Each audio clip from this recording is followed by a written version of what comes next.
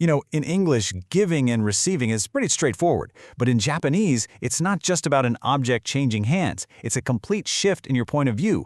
Getting this right is one of those secrets to sounding way more natural. Get it wrong, and, well, you sound like you're reading from a script. So let's dive in and see why this is such a big deal. Let's start with something we can all understand. My grandmother bought me a toy. In English, this is super simple, right? The focus is on the action. Grandma did the buying. The toy got bought. It's direct, it's neutral. But here's the twist. Japanese grammar doesn't really let you stay neutral. It makes you choose a side. So, what if I told you that in Japanese, the verb you choose for this one simple sentence reveals your entire point of view? Are you focused on your grandmother's kindness in giving, or are you focused on your own experience of receiving? That single choice changes everything.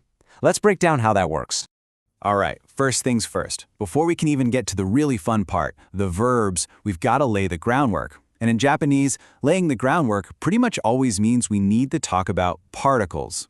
Think of this as your basic recipe. First, you've got the giver, who is the subject, and they're marked with the particle wa. Next up, the person who gets the thing, the receiver, is marked with ni, which you can just think of as meaning to. Then you have the object itself, marked with o. And then, way at the end of the sentence, you finally get to the action, the verb. So the flow is giver, receiver, object, verb. Nailing this structure is the crucial first step. Okay, so let's jump into our first verb. For this one, I want you to imagine you're standing in the middle of a circle with your close friends and family.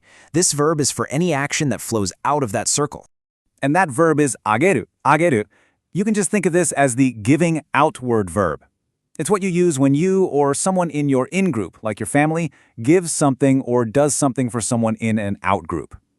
The action is flowing away from your personal sphere. This example sentence just nails it. 私は彼女に I am giving something to her. Since the gift is flowing outward from me to someone else, the only natural choice here is ageru. The direction is totally clear. Now, here's where it gets really useful. Ageru isn't just for physical things. You can actually attach it to other verbs to show you're doing an action for someone's benefit. So for example, if you lend money to a friend, you take the verb for lend, change it to its te form, which is kashite, and then you just add ageru.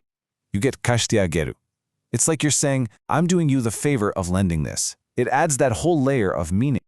Okay, so that was the outward flow. What happens when the action starts flowing in the other direction? Well, for that, we need a whole new verb. Okay, get ready because this is the big aha moment. Look at these two sentences. On the left, I give a book to my friend. The action flows out, so we use ageta.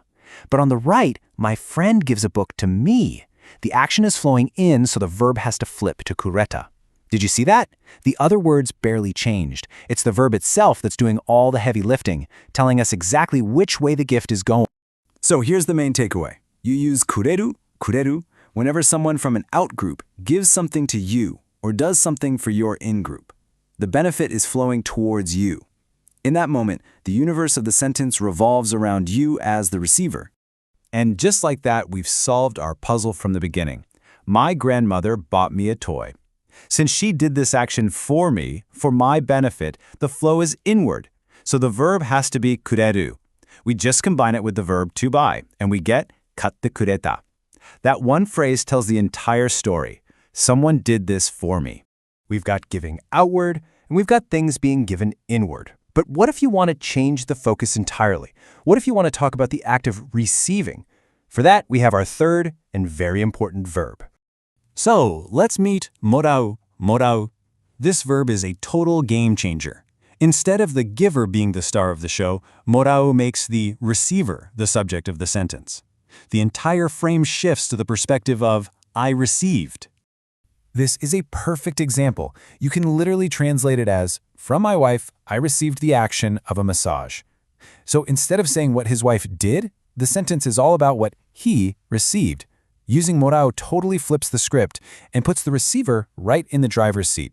It's their story now. And here's a little pro tip. When you're using morau, you can use the particle ni to mark the giver, but you can also swap it for another particle, kara. Using kara adds a bit more emphasis on the source, really highlighting that the action came from that specific person. Just like we see here, Using ane kara really stresses that it was from my sister that I received this favor of being taught English. It's a small change, but it puts a nice little spotlight on the origin of the kindness, you know? It adds a bit of flavor. Whew, okay, we've covered a lot of ground here, right?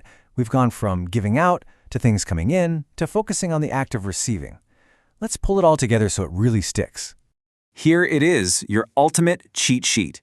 If the action is flowing out from you or your group, you're going to use ageru. If the action is flowing in toward you or your group, you'll use kuderu.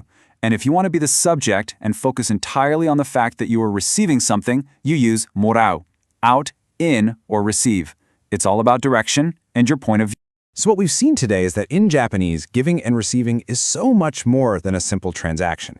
It's about social relationships, it's about perspective, and all of that is encoded right into the grammar.